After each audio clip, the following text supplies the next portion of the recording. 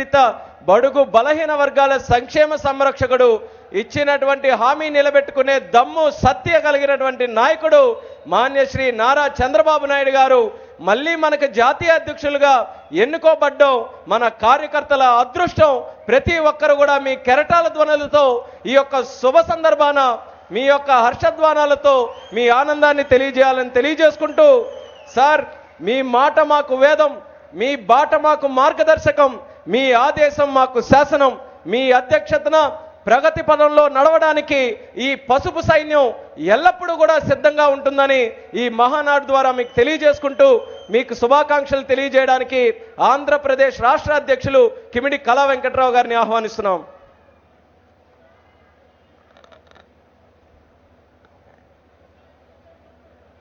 నూతనంగా రెండవసారి జాతీయ అధ్యక్షులుగా మొత్తం 1995 నుంచి నేటి వరకు 22వసారి తెలుగుదేశం పార్టీ అధ్యక్షునిగా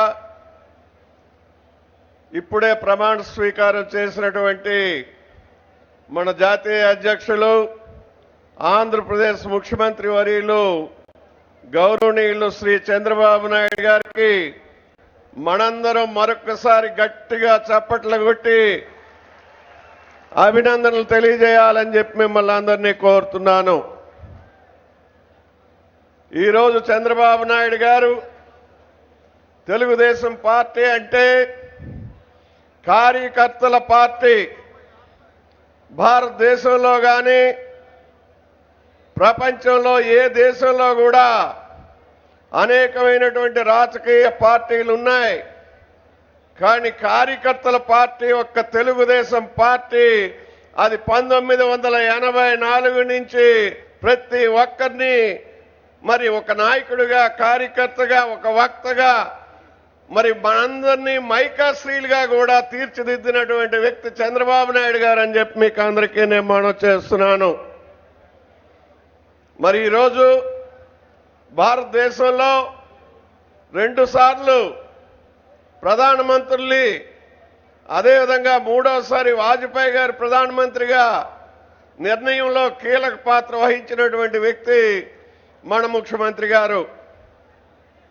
ఇదే కాకుండా అబ్దుల్ కలాం గారు కానీ, నారాయణన్ కానీ ఇద్దరు రాష్ట్రపతులను కూడా మన నిర్ణయంలో కీలక పాత్ర వహించినటువంటి వ్యక్తి మన చంద్రబాబు నాయుడు గారు.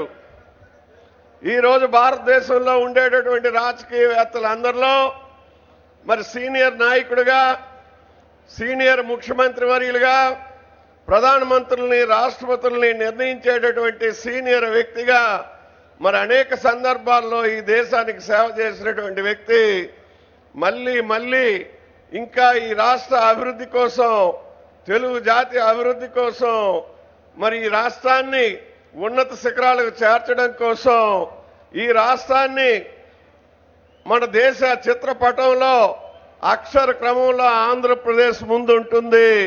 అక్షర క్రమంలోనే కాదు, అభివృద్ధిలోనూ సంక్షేమంలోనూ ఈ రాష్ట్రాన్ని మొదటి స్థానంలో ఉంచడానికి దేశ చిత్రపటంలో మొదటిసారి ముఖ్యమంత్రిగా 12 గంటలు పనిచేస్తే, రెండోసారి ముఖ్యమంత్రిగా 14 గంటలు పనిచేస్తే, మూడోసారి 16 గంటల కాలం పనిచేస్తుంటే ఆయనతో మేమెవ్వరం కూడా దగ్గర నడవలేకపోతున్నాం.